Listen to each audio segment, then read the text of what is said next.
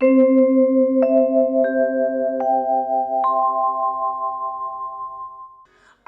भैया भीम मगध नरेश के यहां से चलने लगे तो बोले इनके ज्येष्ठ पुत्र सहदेव को भगवान ने सिंहासन पर बिठाया। अब जब मुकुट लेके चलने लगे तो भगवान ने कहा भैया ये अधर्म की संपत्ति है, जहां जाएगी वहां विनाश का कारण बनेगी।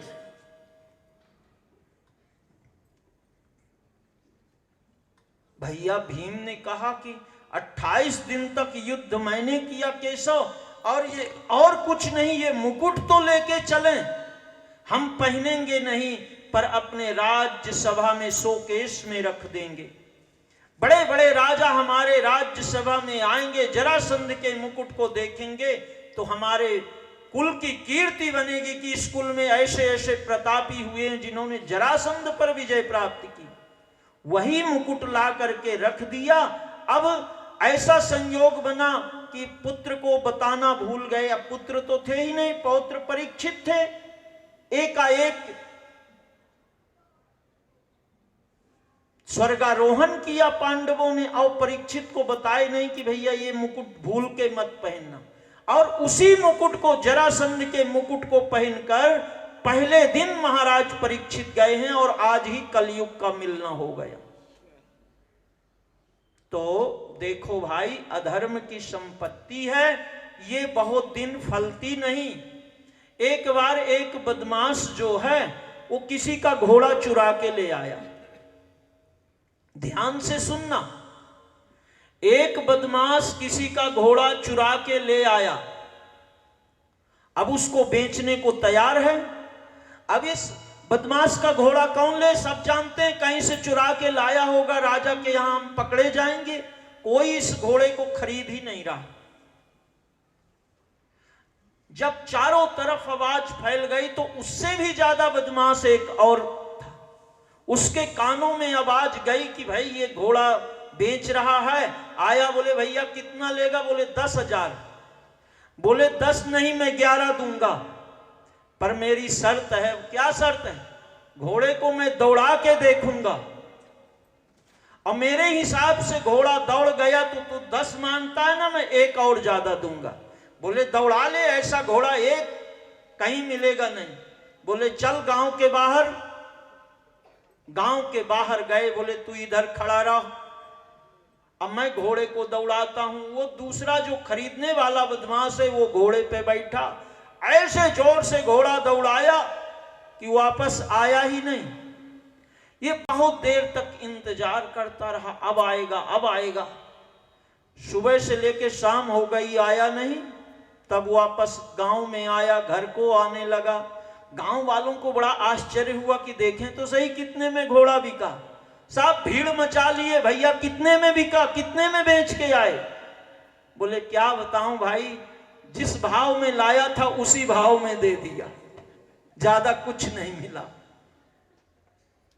तो आज ये जरासंध का मुकुट था, महाराज परीक्षित को फंसा दिया।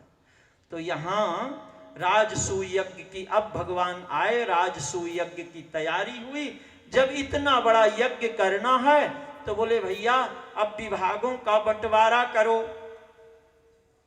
सबसे पहली बात तो यह है कि जो महापुरुष संत राजा महाराजा आएंगे तो दरवाजे पे उनको वेलकम करने के लिए कौन खड़ा होगा? तो बोले अर्जुन सभी राजाओं को जानते हैं, मृदुभाषी हैं, इसलिए अर्जुन दरवाजे पे खड़े रहेंगे। फिर संत ब्राह्मण जब अंदर आएंगे तो इनके भोजन आदि की व्यवस्था, तो बोले माताओं को जितना ज्ञान होता है कि आज ये प्रसाद, आज ये प्रसाद, आज ये नाश्ता, तो महारानी द्रौपदी रसोइये की निगरानी करेंगी, आज क्या प्रसाद बनाना है। बोले बात ठीक है। अब संतों के चरण धोने पड़ेंगे, तो जो मुख्य यजमान है, मुख्य कार्य करता है, तो अब धर्मराज युधिष्ठिर सभी अतिथियों के, महापुरुषों के चरण धोएंगे।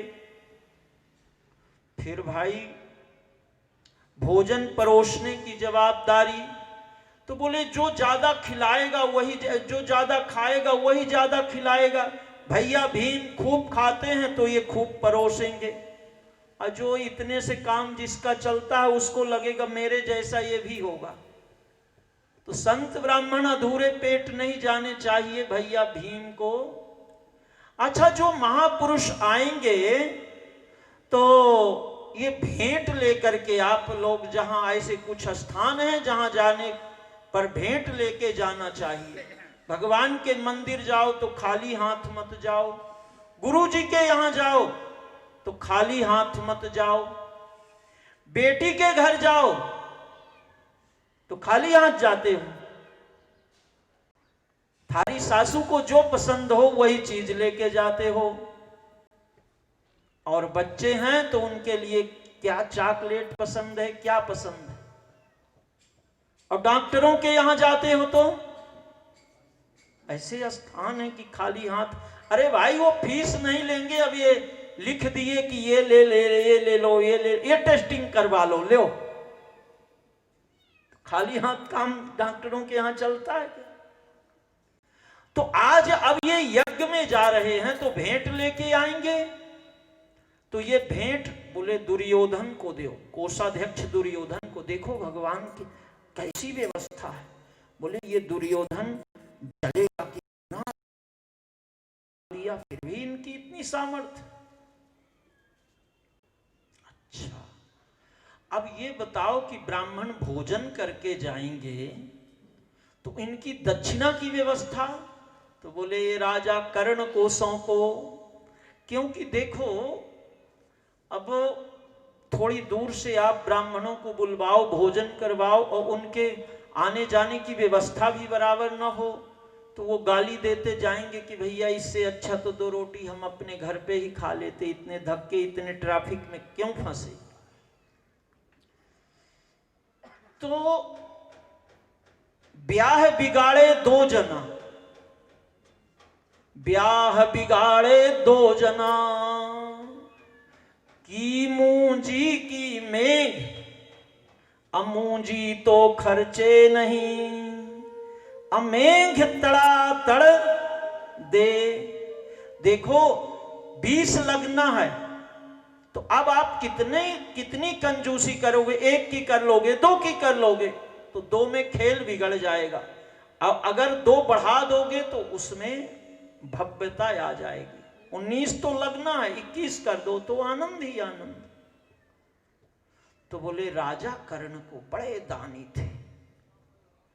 राजा कर्ण एक दानी निकले, देत सवा मन शान हो मां। राजा कर्ण एक दानी निकले, सवा मन शान हो मां।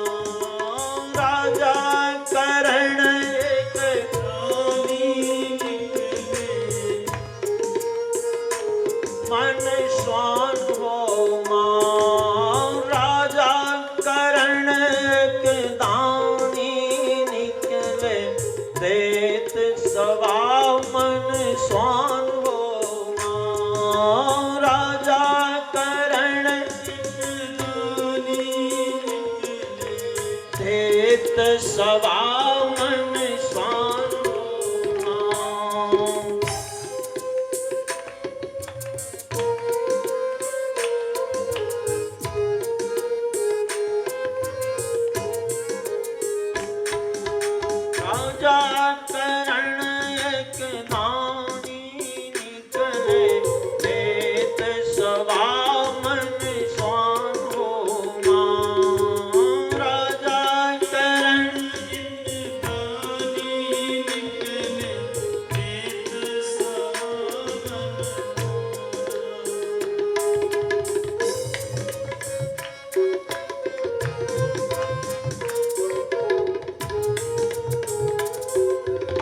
ऐसे दानी थे राजा कर्ण। एक ब्राह्मण की बच्ची का विवाह था। अब इस समय ये भगवान सूर्य नारायण को अर्घ दे रहे थे, नदी में थे। ये ब्राह्मण पहुंच गया, बोले अरे मैं तो गलत जगह पे आया, इनके पास तो कुछ नहीं है। राजा कर्ण को कहा तो ये दांत में एक दांत सोने का लगवा के रखा था। तो बोले अब घर जाते जाते मेरी बुद्धि बदल जाए। देखो दान का महत्व जरा दर्शन करो। एक बार धर्मराज युधिष्ठिर बाएं हाथ में सोने की कटोरी लेके तेल रखे हैं, सोने की कटोरी में तेल लेके ऐसे ऐसे लगा रहे थे। उसी समय एक ब्राह्मण आए, बोले महाराज बच्ची की शादी है, क्या करूं? तो ये बाएं हाथ से ही कटोरी, वो जो सोने की कटोरी लिए थे उसी को दे दिया। भीम भैया बैठे थे, बोले महाराज आप तो धर्म के ज्ञानी हो, बाएं हाथ से तो दान होता नहीं, आप तो बाएं हाथ से दान कर दिए। बोले भीम तुम ठीक कह रहे हो, पर ये कटोरी मैं बाएं से दाहिने में लाता तब तक मेरा मन बदल जाता तो क्या करता। ये मन इतना सूक्ष्म, इसलिए धर्म का कार्य करना हो तो जिस समय याद आवे कि ये करना हो उसी समय कर डालो, न किसी से पूछो न किसी, नहीं बात बिगड़ जाएगी। ये मेरा निवेदन है, आप सब जानते हो। राजा कर्ण ऐसे दानी थे। दूसरी बात, भगवान ने देखा कि राजा कर्ण के हाथ में ऐसी एक रेखा है कि इस हाथ से देंगे और इस हाथ से आ जाएगा। तो बोले ये तो पांडवों के विरोधी हैं, ये खूब लुटाएंगे, और जितना लुटाएंगे इस हाथ से लुटाएंगे तो इस हाथ में आ जाएगा।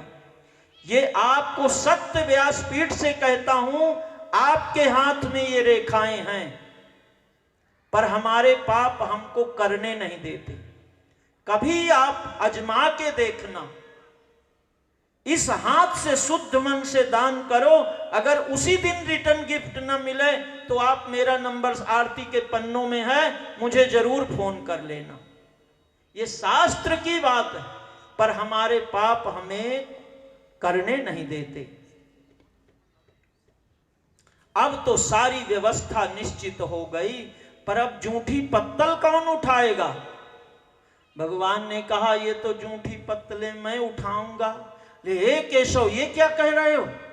बोले देखो भैया, जब सबका विभाग बंटवारा हो गया, किसी ने इसका विरोध नहीं किया, तो अब मेरे बात पर विरोध करना मत। और राजसूय यज्ञ की तैयारी हुई, संत ब्राह्मण आए, भगवान ने जूठी पत्तलें उठाई हैं। सबसे ऊंची प्रेम सगाई, सबसे ऊंची प्रेम सगाई, सबसे ऊंची प्रेम सगाई, सबसे ऊंची प्रेम सगाई। राजसूय युधिष्ठिर कीन्ह्यो, तामे जूठ उठाई। राजसूय युधिष्ठिर कीन्ह्यो, तामे जूठ उठाई। प्रेम के बस पारथ रथ क्यों, प्रेम के बस पारथ भूल गए ठकुराई, भूल गए ठकुराई। सबसे ऊंची प्रेम सगाई, सबसे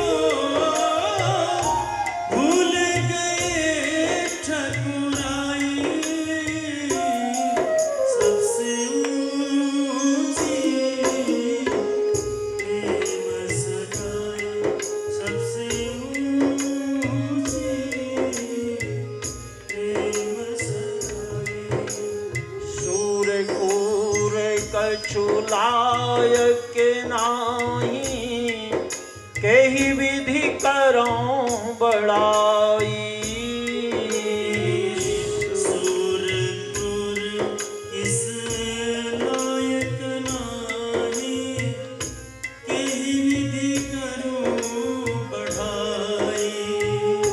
दुर्योधन के मेवा त्यागे, दुर्योधन के मेवा त्यागे, साग विदुर घर खाई, साग विदुर घर खाई।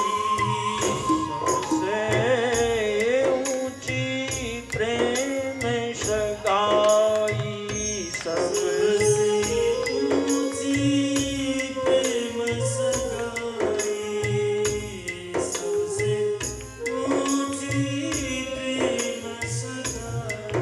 भगवान ने राजसूय यज्ञ में जूठी पत्तलों संतों और ब्राह्मणों की उठाया है। सुखदेव स्वामी कहते हैं, राजन, राजसूय यज्ञ की पूरी तैयारी हो गई, भरी सभा लगी हुई है, अब यज्ञ शुरू होने वाला है। पर एक समस्या आई कि भाई अग्र पूजा किसकी हो। कोई खड़ा होके कहता है कि पितामह भीष्म सबसे वयोवृद्ध हैं, ब्रह्मचारी हैं, आजीवन ब्रह्मचारी हैं, तो पितामह भीष्म की पूजा होनी चाहिए। किसी ने कहा नहीं नहीं, हस्तिनापुर महाराज धृतराष्ट्र हैं, इनकी पूजा होनी चाहिए।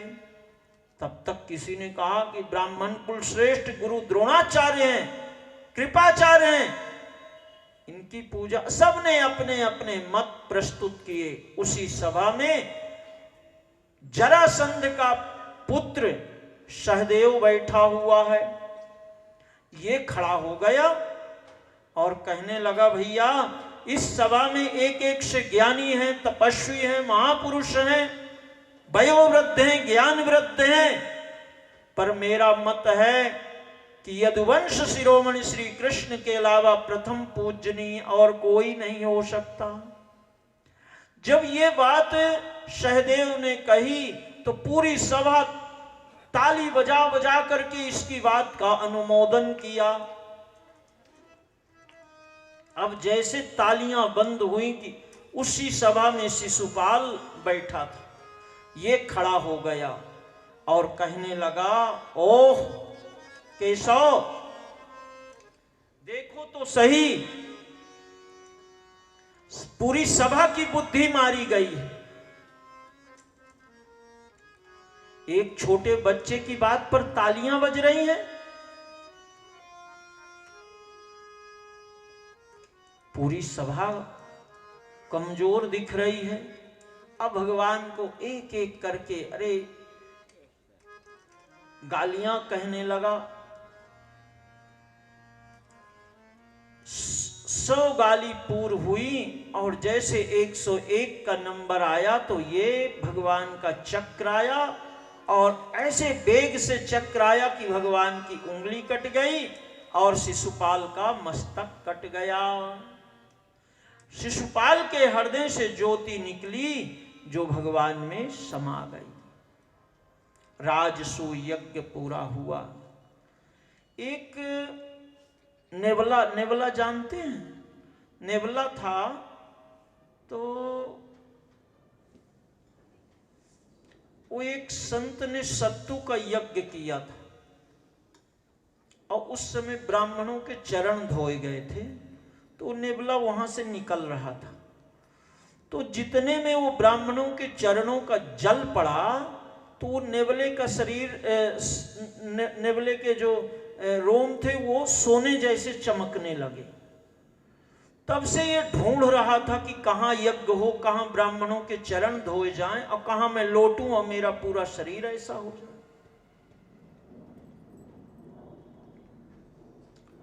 तो जब राजसूय यज्ञ में ब्राह्मणों के चरण धोने आने लगे तो ये खूब लोटपोट रहा था।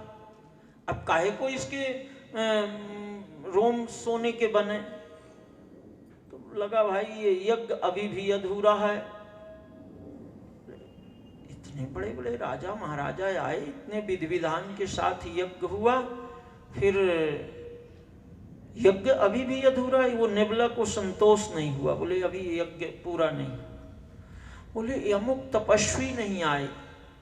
तो बोले अमुक तपस्वी तो तब आएंगे जब वो कोई 1 करोड़ यज्ञ कर चुका हो। अब वो ऐसा कोई था ही नहीं।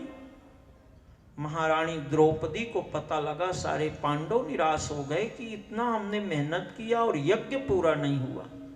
महारानी द्रौपदी बिना जूती के बिना चप्पल के उस संत के पास गई। बोले महाराज चलिए।